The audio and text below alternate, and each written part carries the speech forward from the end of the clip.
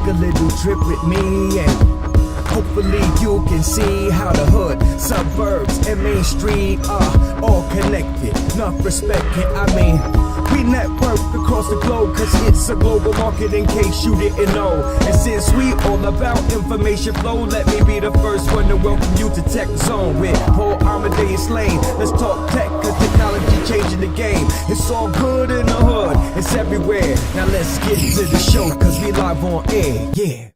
Hello and welcome to this edition of the Tech Zone. I am Paul Amadeus Lane. I am your czar of technology. Technology is everywhere, and we are your conduit to talk to you about that. On our show today, we're going to be talking about television. We're going to talk to some actors. You know, anything that has to do with technology, we're definitely going to talk about it. Are you a fantasy football player out there? Are you a part of a league? Well, my first guest is going to give us some great advice when it comes to that. Before we bring him on, I want to let everyone know again. Remember, you can always connect with me at paulamadeuslane.com. The show is heard and streamed on KMET, ABC News Radio, 1490, iTunes, iHeart, you name it. We got everything covered for you. Yes, we do. All right. We're going to start our show by talking about some fantasy football. Now, I want to give an FYI out there. If your relative or friend asks you to be a part of fantasy football and you've never done it before, do your research, because they look at you as an easy out. That's all they're doing. And they're going to come to you with these crazy trades and make you do this and that because they think you don't know. Well, my next guest is going to talk to us about how you can draft some good players, some things that you want to watch out for, and an amazing app that they have that can help you win your league. All right, fantasy football. Let's do this. You got your draft kits ready? You ready to pick your first pick of the draft? Well, joining me right now to help us navigate through all the dilemmas that we're going to have when we have our draft is senior writer over at rotowire.com, RotoWire magazine, my man Kevin Payne. What's going on, Kevin? How are you? I'm doing good. What's going on? Nothing much, my friend. Great to have you with me. And Kevin, before we start to talk about that app that's going to help us launch our drafts and everything, if you have the number one pick this year, who is your pick going to be? Is it going to be David Johnson, Aaron Rodgers? Who are you going to pick? Or am I asking you this and your enemy is going to be like, okay, we're going to block him? No, the guy I'm going to go ahead and take is going to be David Johnson for sure.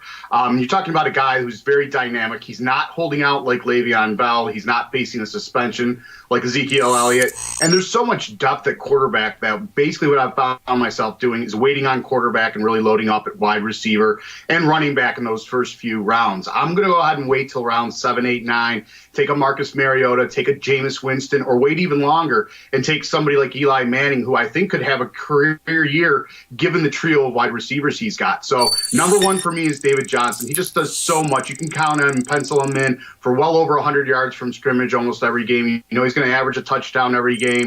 He catches passes out of the backfield. I mean, we've seen Carson Palmer. The zip just isn't there on the ball anymore, so he does love to go ahead and check down to David Johnson a lot. So that's who I'm going to go with as my number one pick. And Kevin, when we look at like these picks, like a running back, I remember I got David Johnson about 2 or 3 years ago, and he was a nobody, and I just picked him up, I think, like in the eighth round. He ended up helping me win the league that year. Do you see any sleepers out there that we can be looking at? Because let's face it, a few years ago, everyone thought Bishop Sankey was going to be that sleeper, and now he's heard he's gone for the year. So who's that sleeper in the draft that you were kind of looking at? There's two different guys at running back that I found myself taking in the middle rounds. Not that they're great sleepers or real deep sleepers. The first guy is going to be Mike Gillislee. You look at the numbers that LeGarrette Blount has left behind in New England. 299 carries, 18 touchdowns. Now, I don't think they're going to give Gillislee that, but you're also talking about a guy that Bill Belichick has already called the most versatile guy we have in that backfield. So he's going to catch more passes than LeGarrette Blount did last season, which is going to help, obviously, in PPR format. So Mike Gillislee, just with all that LeGarrette Blount has left behind, somebody's got to pick that up.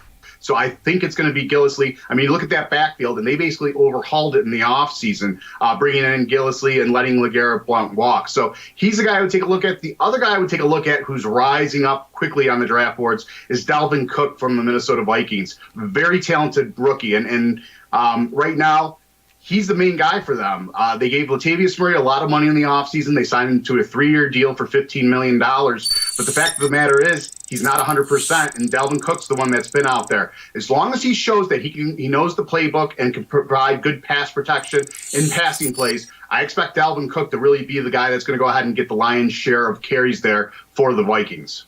And Kevin, we talk about fool's gold a lot when it comes to the draft. A lot of people want to get that quarterback, off the draft and in that first round. If there was a quarterback that you would take in the first round, because I'm like you, I wait till the 6th, 7th round to get a quarterback. But for those out there who are just itching to get that quarterback, well, which quarterback would you recommend that they get in that first round? Yeah, there's 3 guys, actually really 2. I'm kind of lumping in Drew Brees with these other 2 guys. First one's Aaron Rodgers. He's still in the prime of his career. That offense, they love to sling the ball around. So Aaron Rodgers for me is probably going to be number 1. I think he's the safest guy. But then number 2 is going to be Mr. Tom Brady. I mean, yeah, he keeps getting up there in age, but he looks really, really good. And now he's got that new weapon in Brandon Cooks. So they've given him another piece of the puzzle or another weapon that he can use in that passing attack. Rob Gronkowski should be back this season. He should be fully healthy. And while I said I do like Gillislee and I have a lot of shares of him, we might just see New England throw the ball 40 or 50 times every game and just try to run the score up. Brady's still going to be playing with a chip on his shoulder, after the suspension and everything. So don't be surprised if he's the number 1 quarterback. But as I said, for me, Aaron Rodgers seems just a tad bit safer, just considering their ages. And Kevin, who do you think is going to be one of the draft bust this year? Somebody who had a pretty good year last year that's really going to tail down this year. Who would you say that would be? I'm going to go back to another rookie, so a guy that wasn't even in the league last year I'm going to talk about, and that's Joe Mixon from Cincinnati. Look, there's too many other factors. He's got 2 veterans to go ahead and compete with. Right now, he's number 3 on the depth charts. And what I talked with about Dalvin Cook a while ago is the fact that these rookies, they really need to be able to pass protect. They need to know the playbook. And I don't know that Mixon is there yet. So right now, I'm going to go ahead and say pump the brakes a little bit with Joe Mixon, who I've seen go as high as the 2nd round. He may not get 3rd down work either if Gio Bernard comes in. So you're talking about a guy that may only be playing a couple downs and lose the goal line carry. So for all the hype he's getting and to be a 2nd, 3rd, usually 3rd round pick, for me, that's just way too high for an unproven rookie. Now let's talk about Old Faithful. He used to be Mr. Reliable. We're talking about touchdown Jesus himself, Adrian Peterson. What do you think he's going to do this year behind the line in New Orleans? Do you think that's going to help him, hurt him, or do you think him and Mark Ingram and Hightower may be sharing some of the load over there? Yeah, it's going to be interesting. Ingram's had some fumble issues in the past, and if that happens, then I think you see Adrian Peterson go ahead and take over. But right now, all indications in camp is that they're going to go ahead and split time. Now, that being said, Peterson's very interesting because he's never really played with an elite passing offense, an elite quarterback. I mean, I'm trying to think of somebody from Minnesota and nobody really comes to mind. So that's going to open up a lot of holes for him. The only thing I worry about with AP, and he's just as good of an Iron Man as anybody in the NFL, but playing in that turf, playing in that dome, does that put a little stress and maybe the injury flag's a little bit more red than it would be if he had stayed in Minnesota? I'm not sure, but I expect it to be a timeshare between him and Mark Ingram to start. But as I said, if Ingram goes ahead and resorts back to having those fumble issues, it might be AP's backfield. And we talked about Ezekiel Elliott. I can't tell you how many times in fantasy football that I've gotten somebody and stashed them, and they've won me my league later on, in the year when we had our playoff and everything. When would you take Zeke?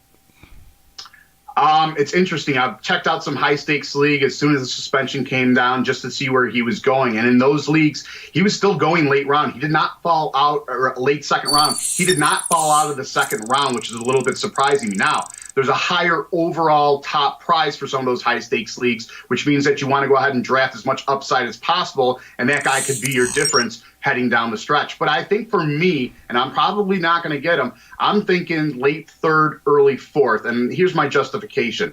Right now, you can go ahead and take him a little bit sooner because there's not as much risk. There's a good chance that this goes ahead and gets reduced to 4 games, maybe even less. Maybe it gets thrown out completely. Maybe the court case, it's suspended until next year. You don't know that. But if you go ahead and miss 4 or 6 games with your first round pick, it is going to be tough to make the fantasy playoffs. I always tell people that this is very different than fantasy baseball, but fantasy football, you just want to make the playoffs. So if you have Ezekiel Elliott on your team in weeks 12, 13, 14, right before the playoffs, but you don't have a winning record, it doesn't matter anymore. So for me, third or fourth round, but I don't think he's going to last for most drafts outside of the second round. Now, is this the year that Nuke Hopkins bounces back? You got a young quarterback that may be playing.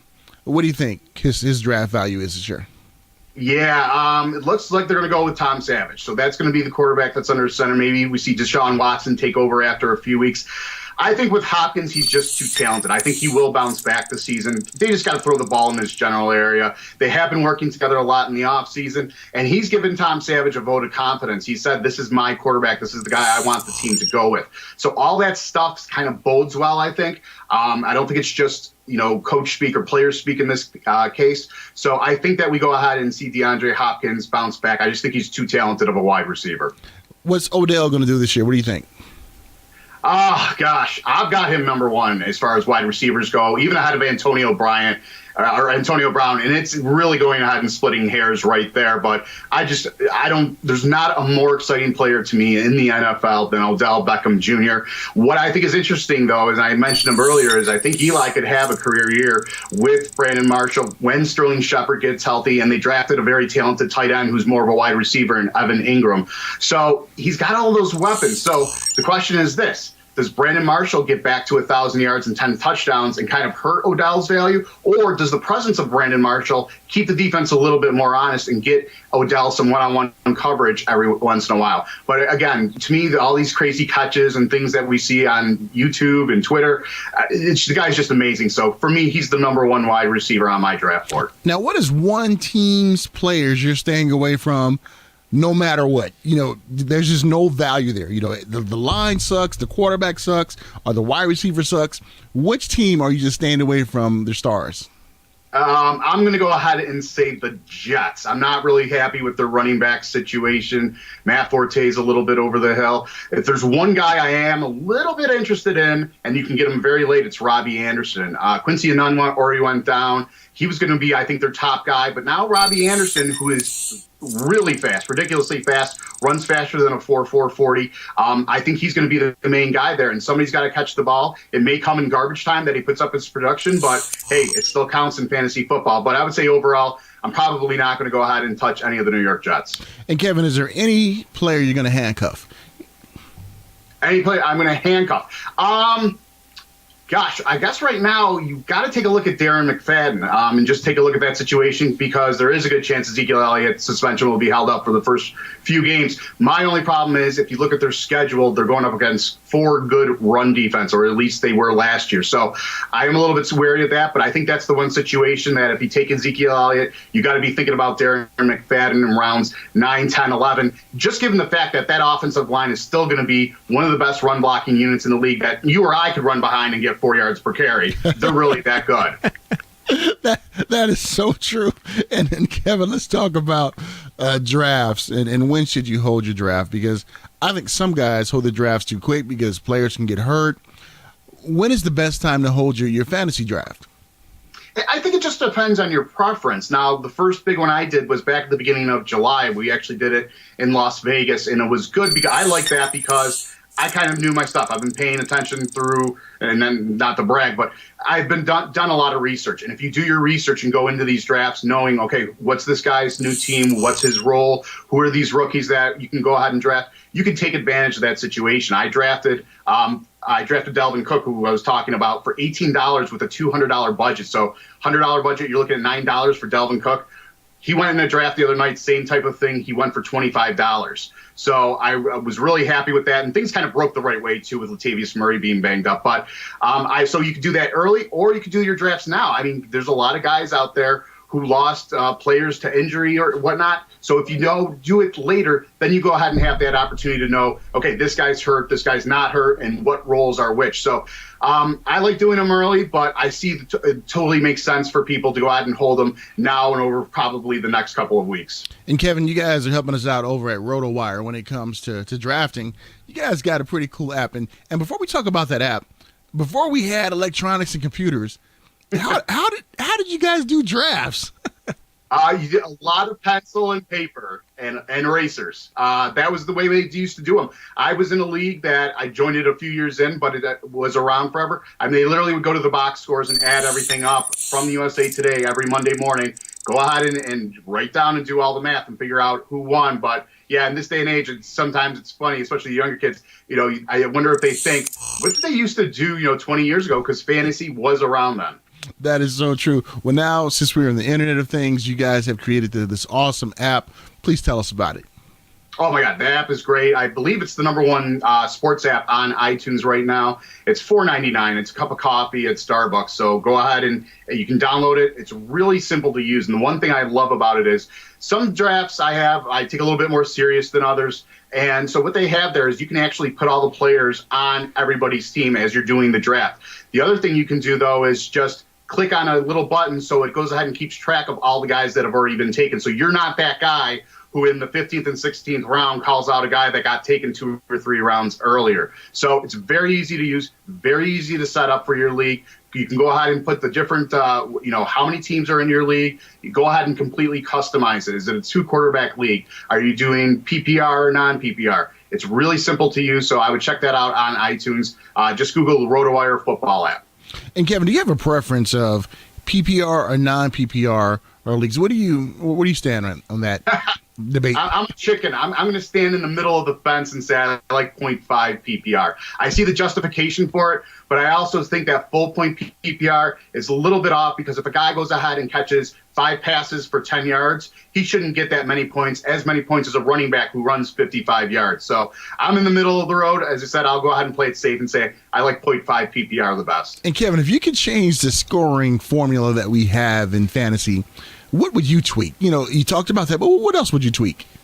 Well, one thing that I think is interesting now, when we do fantasy, we're pretending that we're the coach or the GM of our team. I think that one thing that would be interesting to throw into the mix is maybe a point for making a first down, because after all, that's what the goal of your team is, to move the ball and get those first downs. So I think that tweaking it would be interesting to try to see how many, when your receiver catches a pass or your running back runs for a first down, go ahead and give them a point for that maybe rather than doing full point PPR.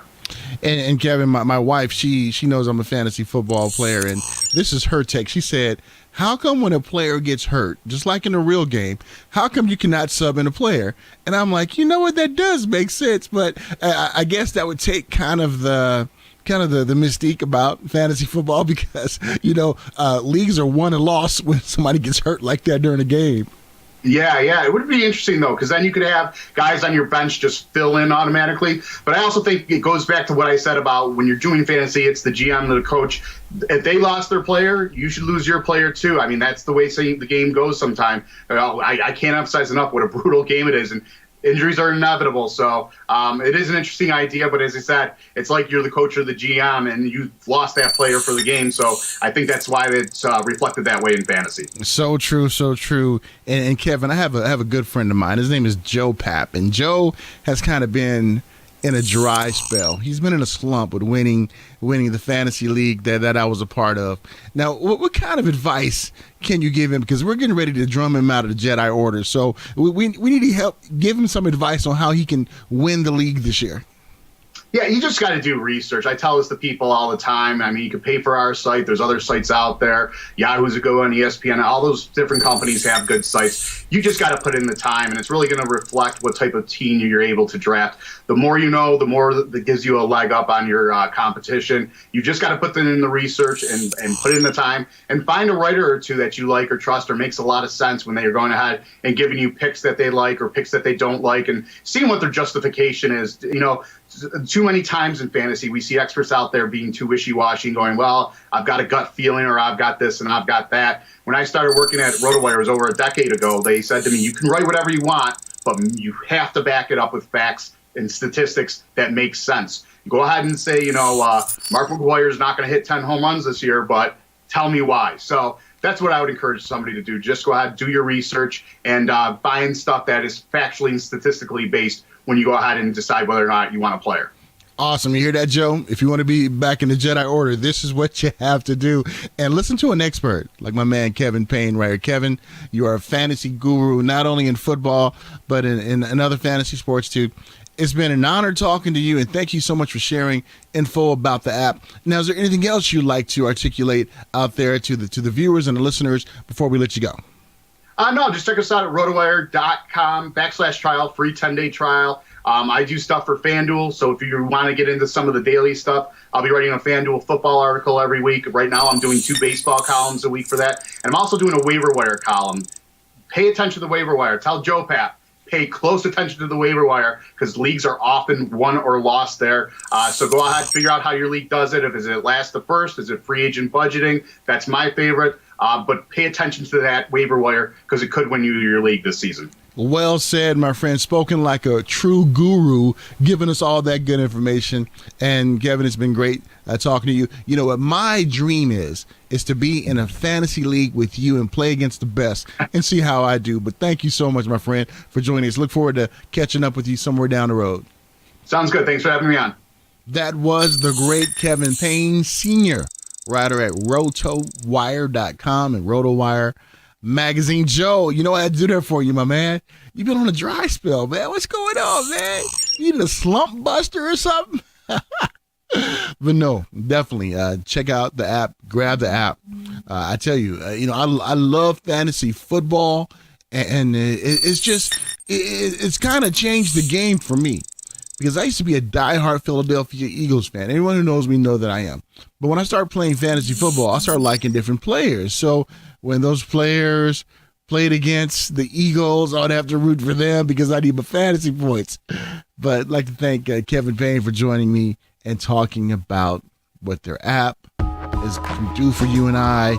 And, just some advice out there so that we can win our league. All right. When we get back, we are going to be talking about a new sci-fi drama that was shot in Qatar. So you don't want to miss that. Coming up right after these messages.